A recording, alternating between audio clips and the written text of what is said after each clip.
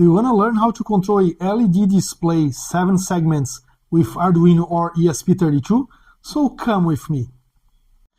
So this is the display we're going to be controlling. It is common anode, which means this wire, this orange wire is 3.3 volts, could be 5 volts, but it's 3.3. It's a common wire. All the 8 wires that are remaining are control. Each one controls one segment, including the decimal dot. Now the display is counting from 0 to 9 and back again.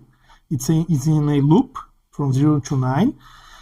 The controller I am using is this ESP32C6 from Seed Studio, XCL line ESP32C6.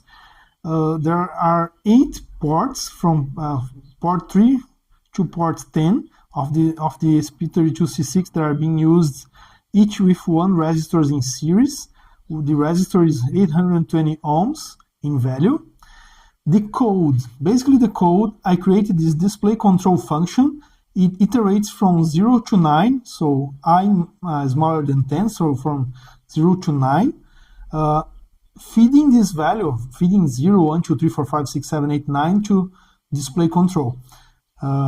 If we enter display control, here, for example, if 7 comes to display control, it's going to turn on and off LEDs like this, in this pattern.